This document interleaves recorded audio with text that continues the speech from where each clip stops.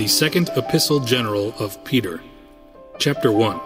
Simon Peter, a servant and an apostle of Jesus Christ, to them that have obtained like precious faith with us through the righteousness of God and our Savior Jesus Christ, grace and peace be multiplied unto you through the knowledge of God and of Jesus our Lord, according as his divine power hath given unto us all things that pertain unto life and godliness, through the knowledge of him that hath called us to glory and virtue, whereby are given unto us exceeding great and precious promises, that by these ye might be partakers of the divine nature, having escaped the corruption that is in the world through lust. And beside this, giving all diligence, add to your faith virtue, and to virtue knowledge, and to knowledge temperance, and to temperance patience, and to patience godliness, and to godliness brotherly kindness, and to brotherly kindness charity.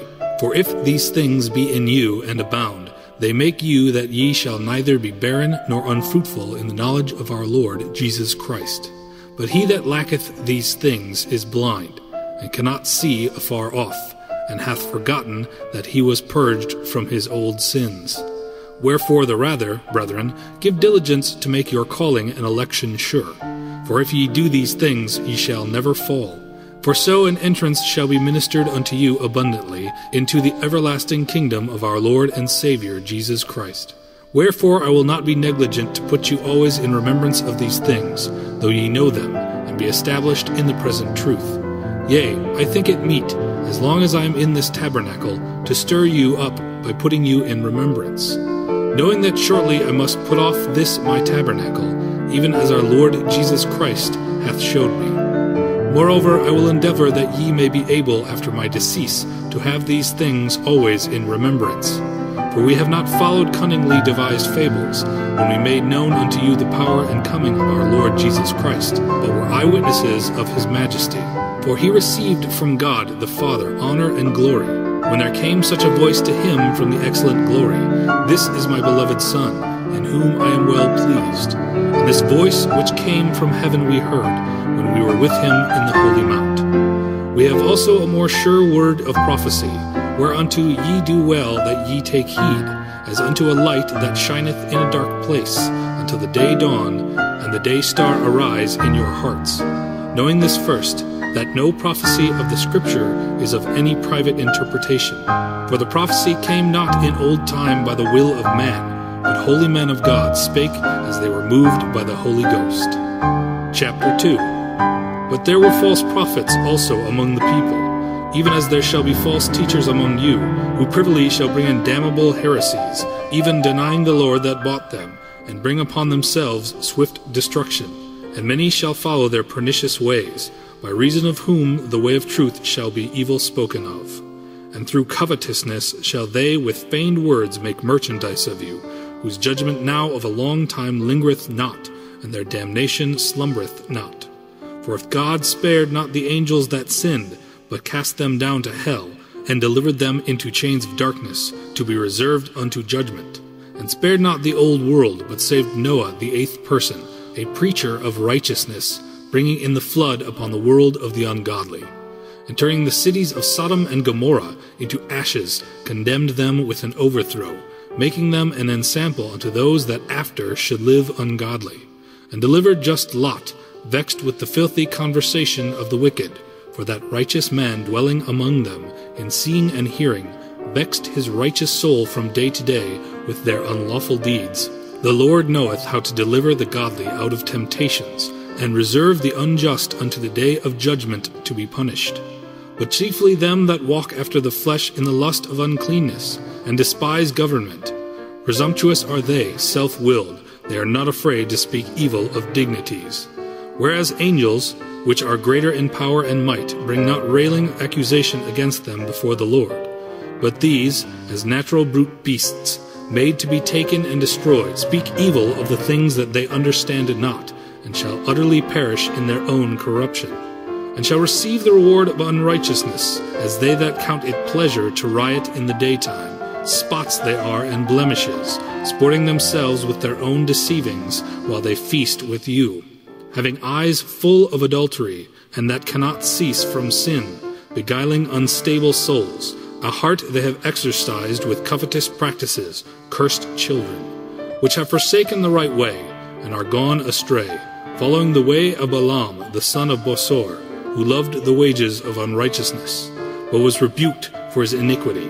The dumb ass speaking with man's voice forbade the madness of the prophet.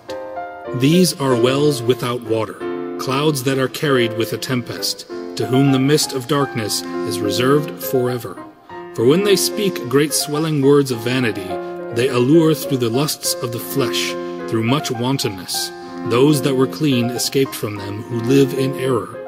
While they promise them liberty, they themselves are the servants of corruption. For of whom a man is overcome, of the same is he brought in bondage. For if after they have escaped the pollutions of the world through the knowledge of the Lord and Savior Jesus Christ, they are again entangled therein, and overcome, the latter end is worse with them than the beginning.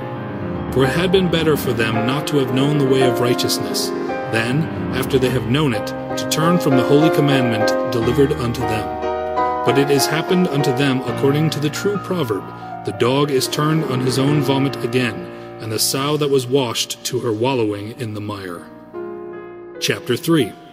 This second epistle, beloved, I now write unto you, in both which I stir up your pure minds by way of remembrance, that ye may be mindful of the words which were spoken before by the holy prophets, and of the commandments of us the apostles of the Lord and Savior, knowing this first, that there shall come in the last days scoffers, walking after their own lusts, and saying, Where is the promise of his coming?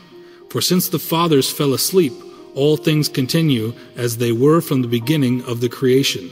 For this they willingly are ignorant of, that by the word of God the heavens were of old, and the earth standing out of the water and in the water, whereby the world that then was, being overflowed with water, perished.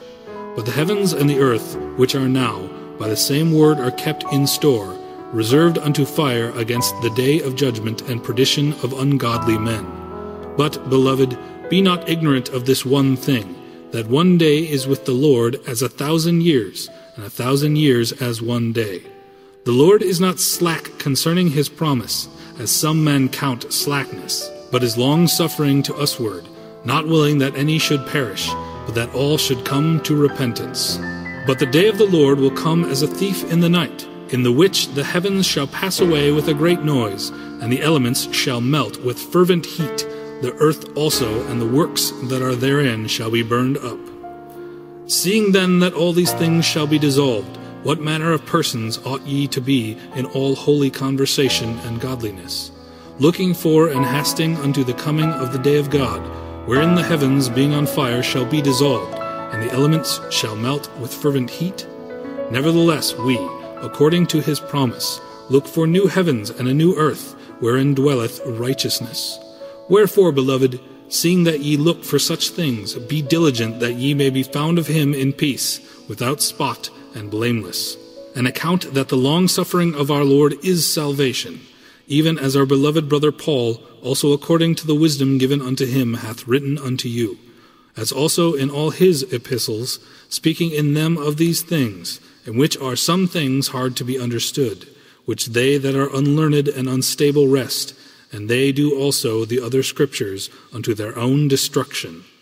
Ye therefore, beloved, seeing ye know these things before, beware lest ye also, being led away with the error of the wicked, fall from your own steadfastness. But grow in grace, and in the knowledge of our Lord and Savior Jesus Christ.